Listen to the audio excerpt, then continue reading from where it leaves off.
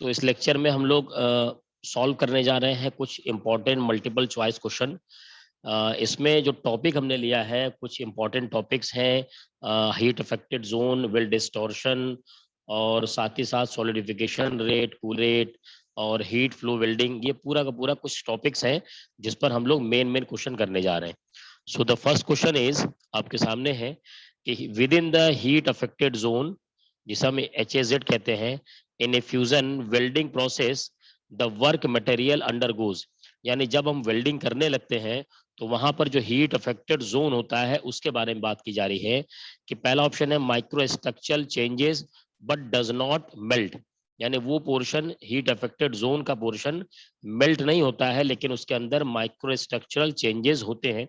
Second option is neither melting nor micro structural changes. Third, C, both melting microstructural changes after solidification, and D is the melting and retains the original microstructural after solidification. तो heat affected zone वो zone होता है जहां पर हम welding नहीं करते बल्कि हीटिंग की वजह से उसका इफेक्ट आता है वहां पर। तो वहां पर मेल्ट नहीं होता बल्कि उसके माइक्रोस्ट्रक्चरल चेंजेस होते हैं। तो यहाँ पर ऑप्शन ए होगा इसका सही आंसर। सेकंड क्वेश्चन देखते हैं। In a linear arc welding process the heat input per unit length is inversely proportional to। तो जो हीट इनपुट होता है और वो भी कह रहे हैं पर यूनिट लेंथ इनवर्सली प्रोपोर्शनल होता है, वो होता है यहाँ पर वेल्डिंग स्पीड के। तो यहाँ ऑप्शन होगा 2 का C।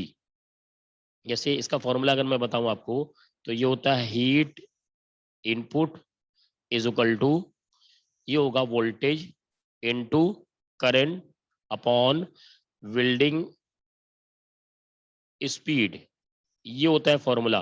तो यहां से देखिए अगर हीट इनपुट की बात की जाए तो inversely proportional to welding speed होगा, है ना। वेल्डिंग मैं इसको VW देता हूं, तो ये हो गया वेल्डिंग स्पीड। इस हिसाब से यहाँ पर सेकंड क्वेश्चन का आंसर होगा C।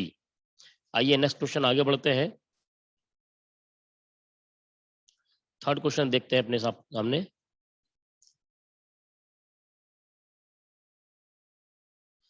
थर्ड क्वेश्चन क्या कहता है, which of the following process can produce drastic changes in the properties of base and filler metal। तो इनमें से कौन से ऐसी प्रोसेस है जिसकी वजह से जो मटेरियल की जो बेस मेटल है और फिलर मेटल दोनों में चेंजेस ज्यादा होते हैं।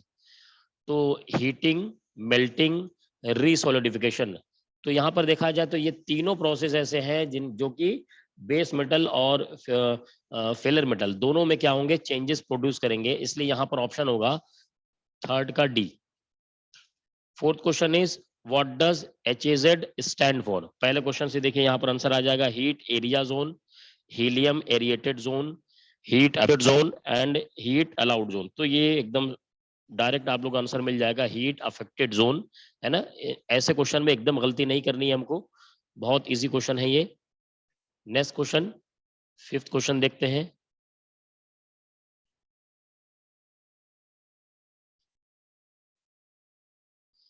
The common welding error that occurs due to shrinkage.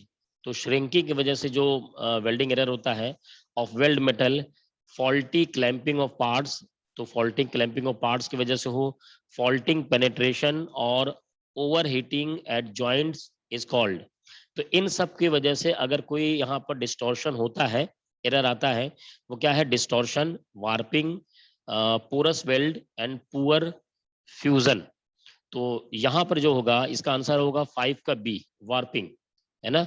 यानी कि फॉल्टी क्लैंपिंग ऑफ पार्ट्स, जो जिस पार्ट्स को हमें वेल्ड करना है उसको हमने प्रॉपर क्लैंपिंग नहीं किया और कायदे से हम उसमें पेनेट्रेशन नहीं कर रहे हैं, और या फिर क्या हो जा रहा है कि वहाँ ओवर हीटिंग हो जा रही है, तो उसकी वजह से यहाँ पर जो एरर आएगा वेल्डिंग में एरर, वो होगा warping. Sixth question is what is the welding defect caused due to improper control and poor removal of slog between passes called। तो इसमें से क्या होंगे, मिसमैच, अंडरफिल, क्रैक, पोरोसिटी। तो इसमें होगा अंडरफिल। इन दोनों की वजह से, इम्प्रॉपर कंट्रोल और पुअर रिमूवल ऑफ स्लैग की वजह से वहां पर जो डिफेक्ट होता है उसे कहते हैं अंडरफिल। तो ये होगा इसका 6 का B आंसर। आइए क्वेश्चन और आगे देखते हैं। क्वेश्चन नंबर 7 देखते हैं। The common welding error that occurs due to wrong speed, यानी वेलोसिटी में गड़बड़ हो, फॉल्टी प्रिपरेशन हो, एंड हाई या low current, improper electrode size is called. तो distortion, warping, porous weld and poor fusion. तो देखिए वार्पिंग तो हम लोग समझ चुके हैं कि किसकी वजह से होता है, तो यहाँ पर ये होगा पुअर फ्यूजन। अगर मान लीजिए ये करंट में फ्लक्चुएशन ज्यादा करेंगे तो हीट जो प्रोड्यूस होगा वो प्रॉपर हीट प्रोड्यूस नहीं होगा, तो यहाँ पर वहां पर जो मेल्टिंग होगा यानी फ्यूजन होगा वो बहुत ही पुअर होगा। Next question is what is the type of welding defect caused due to shrinkage during solidification and by weld stress called। तो यहाँ पर जो ये एरर आ रहा है, डिफेक्ट आ रहा है, वो श्रिंकिंग वजह से, ज्यादातर क्या है, श्रिंकिंग वजह से और वेल्ड स्ट्रेस की वजह से।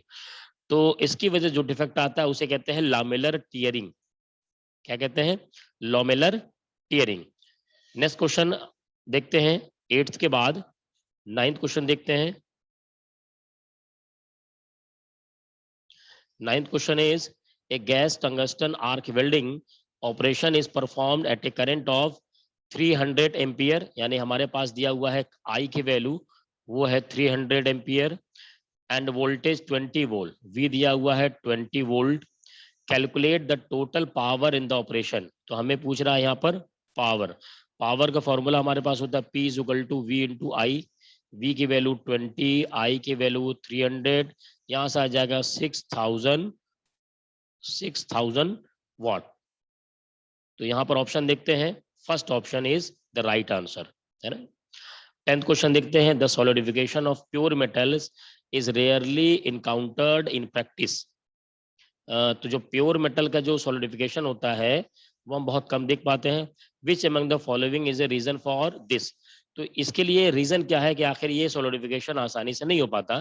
Pure metals contains sufficient impurities, pure metals have high value of TM, है ना। और third option is pure metals have low melting temperature and pure metals can withstand high pressure. तो प्योर मेटल में क्या होता है, कुछ ना कुछ इम्प्योरिटी जरूर होती हैं, इसलिए यहाँ पर ऑप्शन होगा 10th का ए। 11th क्वेश्चन देखते हैं। Unidirectional solidification has commercial importance. देखिए इस क्वेश्चन को समझिए, या जो सॉलिडिफिकेशन होता है वो 2 डायरेक्शन या यूनिडायरेक्शनल होता है। तो यूनिडायरेक्शनल सॉलिडिफिकेशन जो होता है वो बेनिफिशियल होता है, लेकिन यहाँ पर किसके लिए पूछा रहेगा, कॉमर्शियल इंपॉर्टेंस के लिए, कि क्या कॉमर्शियली भी ये इंपॉर्टेंस रखता है। हाँ, हम जो स्टीम टरबाइन वगैरह देखते हैं, स्टीम टरबाइन वगैरह, तो जो टरबाइन्स के ब्लेड्स होते हैं, पर टरबाइन जो ब्लेड्स बनाते हैं, तो वहां पर यूनिडायरेक्शनल जो सॉलिडिफिकेशन का कॉमर्शियल इंपॉर्टेंस होता है। तो इसका ऑप्शन होगा 11th का ए, जो कि ट्रू है यहाँ पर। तो इस तरीके से हमने 11th क्वेश्चन कर लिए। आइए आगे बढ़ते हैं और क्वेश्चन नंबर 12 देखते हैं।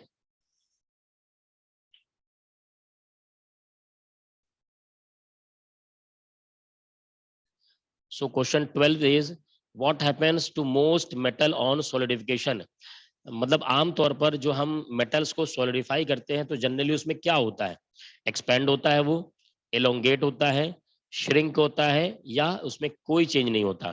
तो हम जानते हैं कि मेटल को अगर हम कूल करेंगे, सॉलिडिफाई करेंगे, तो उसमें श्रिंकिंग होती है, जनरली श्रिंकिंग होती है, वो सिकुड़ता है ना, एक जनरल टर्म की बात है।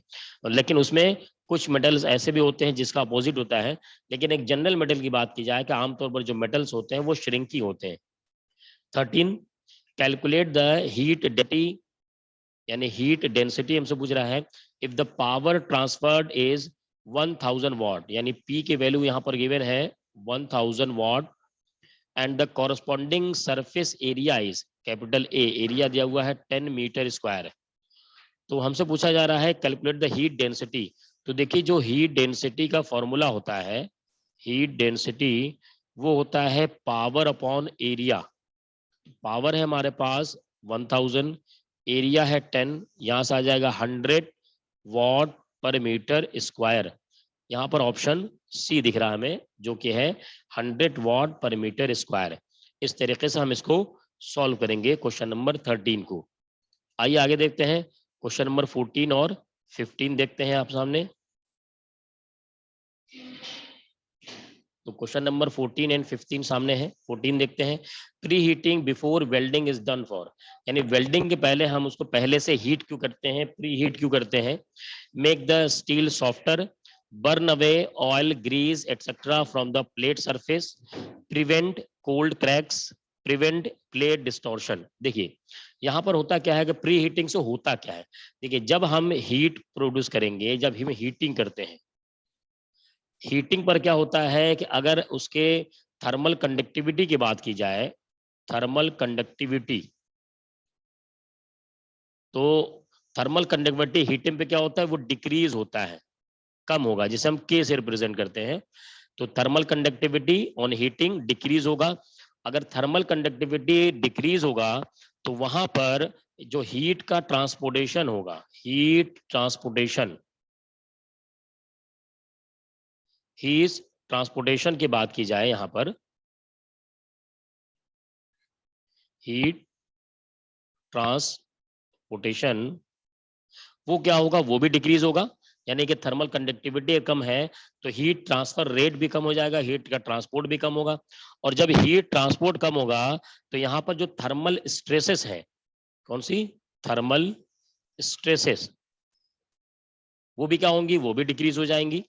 अब जब थर्मल स्ट्रेसेस डिक्रीज हो जाएंगी तो वहां पर जो डिस्टॉर्शन होगा वो क्या होगा, वो भी डिक्रीज हो जाएगा। तो डिस्टॉर्शन क्या हो जाएगा, वहां पे डिक्रीज हो जाएगा। इस तरीके से हम एक दूसरे से रिलेट करते हुए समझेंगे। तो यहाँ पर देखिए क्या हो जाएगा, प्रिवेंट प्लेट डिस्टॉर्शन, तो हमने प्लेट का जो डिस्टॉर्शन है उसे रोक दिया, कम कर दिया, इसके लिए हम प्री हीटिंग करते हैं।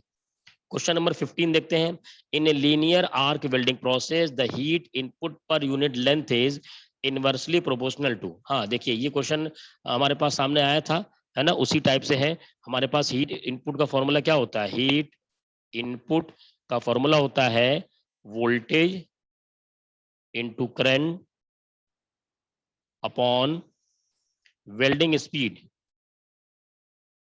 Welding speed. इसमें देखा जाए तो जो हीट इनपुट है वेल्डिंग स्पीड से क्या है, इनवर्सली प्रोपोर्शनल है। यानी यहां पर ऑप्शन होगा 15 का C option is the right answer. इस तरीके से हमने 15 क्वेश्चन देख लिए। आगे और लेक्चर में हम लोग वेल्डिंग के कुछ और मल्टीपल चॉइस क्वेश्चन को सॉल्व करेंगे।